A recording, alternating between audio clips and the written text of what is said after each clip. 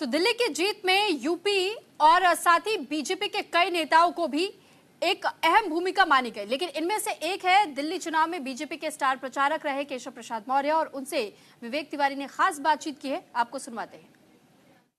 27 साल के बाद दिल्ली की सत्ता में भाजपा की वापसी हुई है।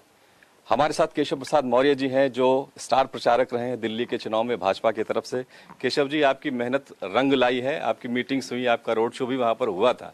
क्या लग रहा था कि बीजेपी वापसी इस तरह से कर रही है? नहीं, दिल्ली की जनता ने यह मन बना लिया था कि 10 वर्षों में श्री अरविंद केजरीवाल और आम आदमी पार्टी, जिसे आपदा के रूप में जाना जाता है, और श्री अरविंद केजरीवाल जिसे विपदा के रूप में दिल्ली के लिए जाना जाता था, उससे मुक्ति का मन बना चुकी थी।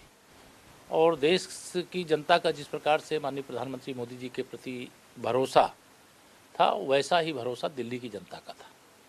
तो लोग देश में तो सरकार बना करके दे दिए, लेकिन दिल्ली में भाजपा की सरकार नहीं होने के कारण, माननीय प्रधानमंत्री जी के मार्गदर्शन में चलने वाली सरकार नहीं होने के कारण जो विकास ठप हो गया था, दिल्ली बर्बादी के कगार पर पहुंच रही थी, तो लोगों ने मन बनाया था कि हम डबल इंजन सरकार बनाएंगे, देश में भी भाजपा, दिल्ली प्रदेश में भी भाजपा। और ये मोदी जी के प्रति, भाजपा के प्रति जो भरोसा जनता ने दिखाया है, मुझे पूरा विश्वास है प्रधानमंत्री जी के मार्गदर्शन में दिल्ली की बनने वाली सरकार उस पर खरी उतरेगी। केशव जी, क्या वजह रही? अरविंद केजरीवाल खुद चुनाव हार गए, 2 बार वो सीएम रहे दिल्ली के।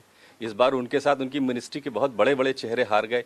क्यों ऐसा हो रहा है? देखिए, जो भ्रष्टाचार करेगा, जो जातिवाद करेगा, जो तुष्टिकरण करेगा, जो अर्बन नक्सल को बढ़ावा देगा, जो माननीय प्रधानमंत्री श्री नरेंद्र मोदी जी जो एक गरीब माँ बाप के बेटे हैं, देश के प्रधानमंत्री के रूप में जैसी उन्होंने देश की सेवा की है, ऐसी सेवा करने का इतिहास अभी स्वतंत्र भारत में नहीं मिलता है। तो उनके प्रति जो नफरत या जहर बोने का काम करने वाले हैं, चाहे वह अरविंद केजरीवाल जी रहे हो, इसलिए इनका ये हश्र हुआ। वही हश्र कांग्रेस का हुआ है, खाता तक नहीं खोल सकी, सबसे बड़ी पुरानी पार्टी बनती है। और समाजवादी पार्टी का सबसे बुरा हश्र मिल्कीपुर विधानसभा में हुआ है। अभी उपचुनाव 9 सीटों के हुए थे, उसमें भी 7 सीटें हम लोग जीते थे। तो ये तीनों पार्टियों के समाप्तवादी पार्टी बनने का एक आखिरी सवाल, पीडीए का एक नया फार्मूला अखिलेश यादव लेकर के आए थे और बड़ी जोर शोर से प्रचार मिल्कीपुर में हो रहा था। क्या भाजपा ने उसकी काट ढूंढ ली है? देखिए, उनका पीडीए फर्जी है। उनका पीडीए परिवार डेवलपमेंट अथॉरिटी है, एजेंसी है। वो केवल गुंडों, अपराधियों, माफियाओं का ही संरक्षण करते हैं। उस जातियों से गुंडे, अपराधी, माफिया खोज करके वो समझते हैं पीडीए बन जाएगा।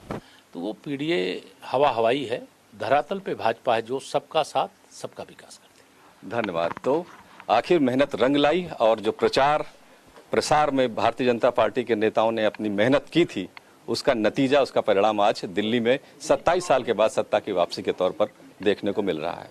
कैमरा पर्सन हरिराम के साथ विवेक तिवारी, न्यूज़ इंडिया, लखनऊ।